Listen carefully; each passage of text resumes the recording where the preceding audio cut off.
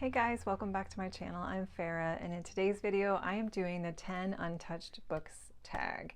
And this is basically a tag where you talk about 10 books that you can pull off your shelves that have been sitting around for a while, that you haven't gotten to yet, but you really want to read, and there's no reason why you're not getting to them yet. It's just one of those things. So I was tagged by Mark from Book Time with Elvis, so thank you, Mark, for tagging me. I really appreciate that. And the original creator of the tag, I believe their channel name is Rainier Reads. So I'll leave all that information below in case I didn't get that right. But yeah, let's get started. I've really been enjoying watching those of you that have done this tag, because it is funny. We all have at least 10 books. Oh my gosh, 50 books, 100 books that we own that we probably haven't read yet. I mean, not everybody has that, obviously, but a lot of us do. So let's get started. I did a little mix, and I'm going to be honest, I cheated and I picked 12 books, but I have a mix of fiction and nonfiction that I wanted to share because I really have a lot of choices that I just couldn't narrow it down any smaller. So the first book I have is a book called The Remains of the Day by Kazuo Ishiguro. This is fairly short. I don't know why I haven't picked this up yet, but I am going to pick it up, I hope, before the end of the year. But I'll just read the back. This book just sounds really interesting, and I've heard a lot of people say that they really like it. But The Remains of the Day is the profoundly compelling portrait of Stevens, a man who has dedicated himself to his career as a perfect butler and of an insular English manor house world that no longer exists. When Stevens, after 3 decades of service at Darlington Hall, sets out on a country drive, he embarks as well on a journey through the past in an effort to reassure himself that he has served humanity by serving the great gentleman, Lord Darlington, during the years that led to World War II. But lurking in his memory are doubts about the true nature of Lord Darlington's greatness, and much graver doubts about the nature of his own life. In this quietly heart-rending portrayal of the human capacity for self-deception and misguided ideals, Ishiguro has given us a story that profoundly transcends the time and place he so vividly evokes. So yeah, I've just heard this is really good. It's written in a series of letters, so it's an epistolary style, which I always really enjoy. And this is such a nice copy. It's one of the Everyman Library's copies that I had picked up. So yeah, that's number 1. Now for nonfiction, I have this one called How Emotions Are Made, The Secret Life of the Brain by Lisa Feldman Barrett. So this book is exactly probably what it sounds like. It goes into some new evidence about how our emotions are manifested, what has to do with certain parts of the brain, what they can explain. So it says, the science of emotion is in the midst of a revolution on par with the discovery of relativity in physics and natural selection in biology. Leading the charge is a psychologist and neuroscientist, Lisa Feldman Barrett, whose research overturns the long-standing belief that emotions are automatic, universal, and hardwired in different brain regions. Instead, Butler shows we construct each instance of emotion through a unique interplay of brain, body, and culture. A lucid report from the cutting edge of emotion science, How Emotions Are Made, reveals the profound real-world consequences of this breakthrough for everything from neuroscience and medicine to the legal system and even national security, laying bare the immense implications of our latest and most intimate scientific revolution. So yeah, I thought that sounded really good, really interesting. Next, for fiction, I have The Book Thief. This is a pretty popular book, so many of you have probably read this, but this is by Marcus Zusak. And yeah, this has been on my list for a really long time. I've had it on my shelf. I think it has to do with the Holocaust. There's no synopsis to read you, so yeah, it's a translated work. All it says on the back is, when death has a story to tell, you listen. It was on the New York bestsellers list for 10 years. It's a winner of the National Jewish Book Award. It's a #1 international bookseller. So no point in going any further in that. I'm sure I will really like it. Yes. Next, for nonfiction, I have All the Single Ladies by Becca Traistor. Unmarried Women and the Rise of an Independent Nation. So this just sounds really interesting. It's a really little blurb on the back, and it just says, today, only around 20% of Americans between the ages of 18 and 29 are wed, compared to the nearly 60% in 1960. Traistor sets out to investigate this trend and the intersection of class, race, and sexual orientation, supplementing facts with vivid anecdotes from fascinating contemporary and historical figures.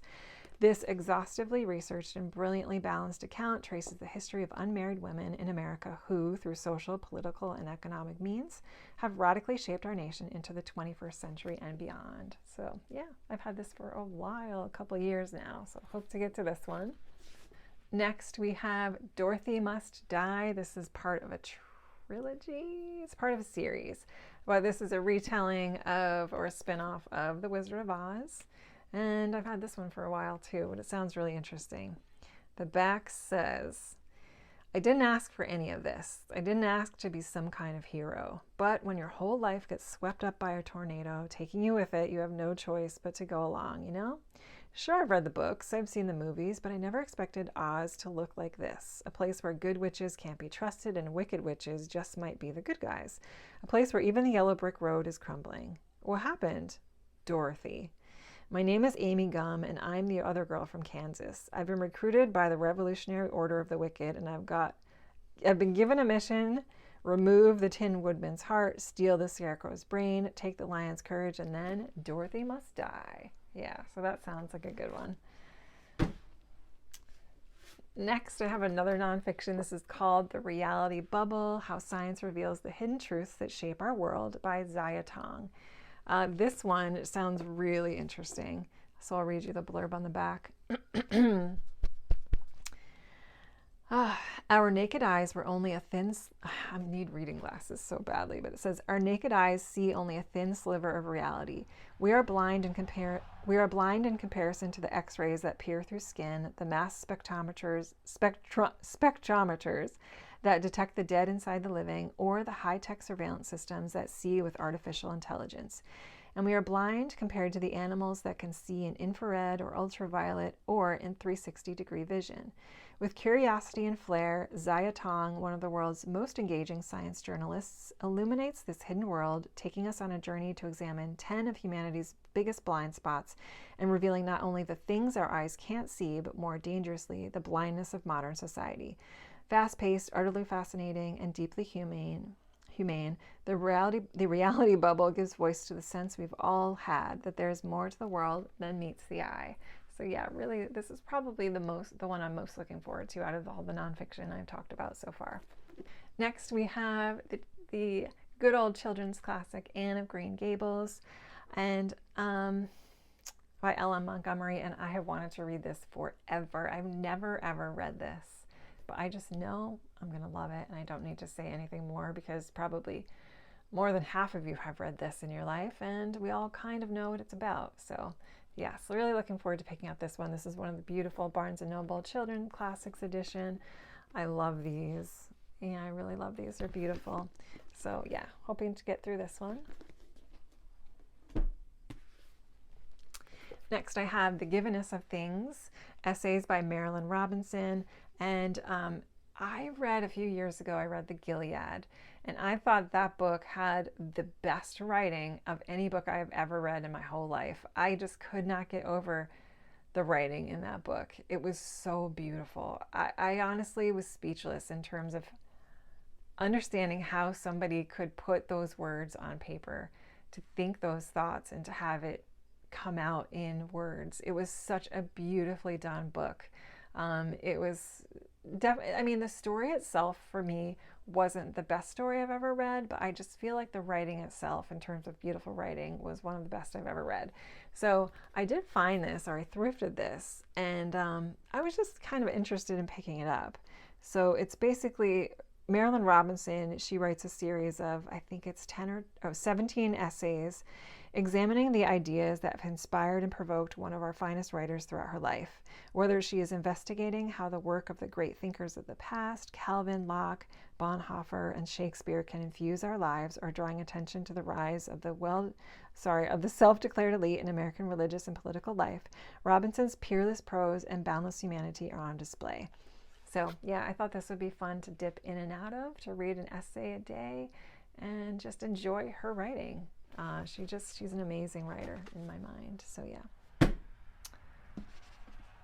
And And then the last of the fiction books I have, I could pick more, but I'm just going to stop here. But I have Six of Crows by Leigh Bardugo. This is a duology, and I believe it is after the Shadow of Bone trilogy, although I'm not 100% sure how it all fits together.